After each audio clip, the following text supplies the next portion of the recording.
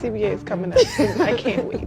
Girl, y'all benefited from everything. Y'all youngins benefited from NIL. What does that mean? We deserve more. Everybody. I agree. Everybody. I agree with that.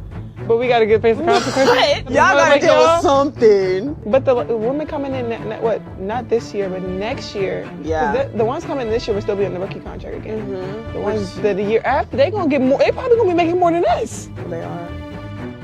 They are. Like, I've been in the meetings. They are. I need to get in the meetings. You need to come to the I meetings. gotta get in the meetings because I'm hearing like, yeah, they don't give us. If y'all don't give us what we want, like, we sitting out. That's a possibility for real. Yeah. Something big is quietly brewing in the WNBA. And if it plays out the way some insiders think it might, the entire league could be heading toward a lockout. No games, no players on the court, and a major standoff between the league and the athletes who built it. But here's the twist. This isn't just about money. It's about power, expansion, superstar influence, and the future of women's basketball. So what's actually going on, and why are players suddenly talking about a possible shutdown of the league? Let's break it down.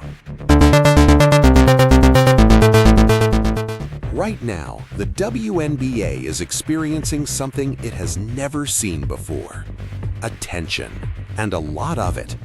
Games are selling out. TV ratings are exploding. Social media clips from players are going viral almost daily. You've probably seen them. The tunnel fits, the trash talk, the highlight plays. Players like Caitlin Clark, Angel Reese, Asia Wilson, Sabrina Ionescu, and Breanna Stewart are bringing massive attention to the league. And suddenly, the WNBA isn't just surviving anymore, it's booming. But when a league suddenly becomes valuable, everyone wants a bigger piece of the pie. And that's where the tension begins. The real issue comes down to something called the CBA. That stands for Collective Bargaining Agreement. It's basically the contract between the league and the players that determines things like salaries, revenue sharing, travel conditions, benefits, player rights. The current agreement was signed years ago when the WNBA was in a very different place financially. Back then, the league was still fighting just to stay stable. But now, the economics are changing rapidly. TV deals are getting bigger, ticket demand is rising, merchandise sales are exploding, and the players are starting to ask a simple question. If the league is making more money, why aren't we? Let's talk numbers. Right now, the highest WNBA salaries sit a little above $200,000 per year. Now, compare that to the NBA, where even a bench player can make millions. What'd you say? $200,000 That's a a year. disgrace. Asia Wilson should be making $10 million a year. Caitlin's making, she's still on her rookie contract. Yeah. So yeah, it's like 70 to 80,000. I never knew this. Yeah. Really? Yeah, really. And while the leagues are obviously different in size and revenue, the players feel the gap is still way too big, especially now that the WNBA is growing faster than ever. Some players have even joked online that they make more money overseas during the off-season than they do in the league itself. You've probably seen clips of players like Brittany Griner or Diana Taurasi talking about playing internationally, and that's been the reality for years. But now players are asking, why should we have to leave the country just to earn what we're worth? Another huge issue that blew up recently was travel conditions. For years, WNBA teams flew commercial flights, which meant players were sitting in regular airports, dealing with fans, long layovers, and tight schedules. Meanwhile, NBA players travel on private charter flights everywhere. Recently, the league finally began expanding charter travel for teams, but many players feel that change came way too late. Some athletes even shared stories on social media about missed connections, exhausting travel days, and security concerns. And when those clips started circulating online, fans started asking the same question. How is a professional league still doing this in 2026?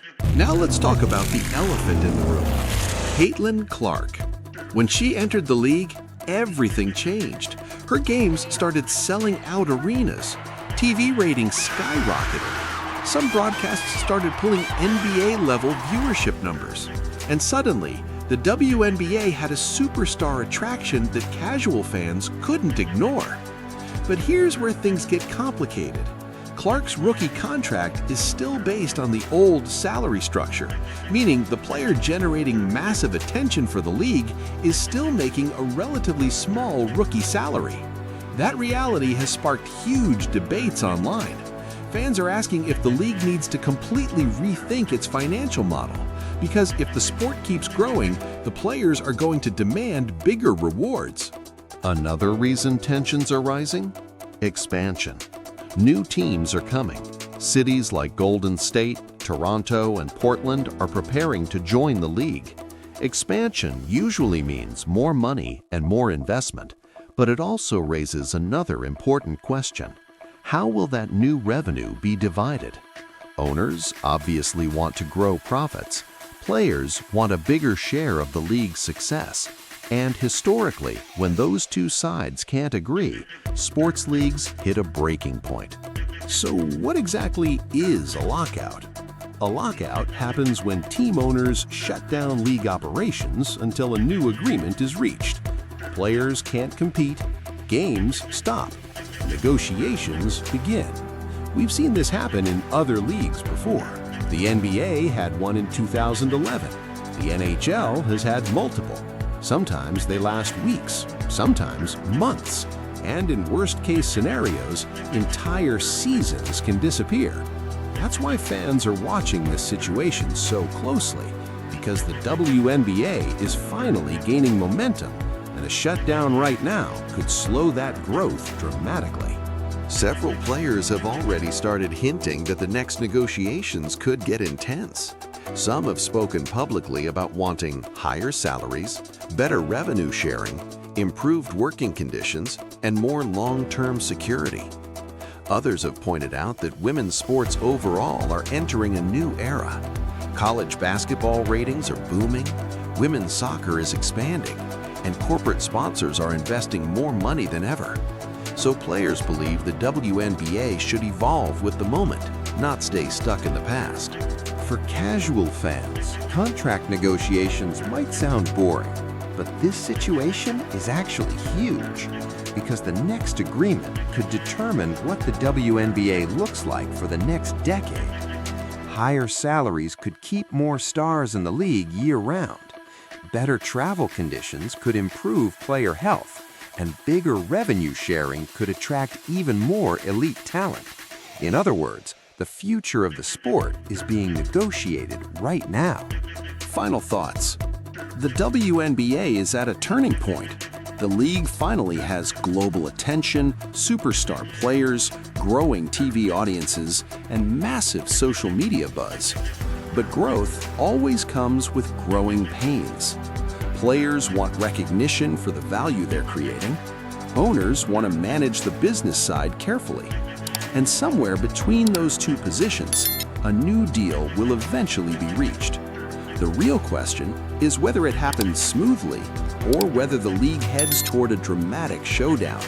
Because if negotiations break down, the WNBA could face its biggest challenge yet, a lockout. And the outcome of that battle might shape the future of women's basketball forever.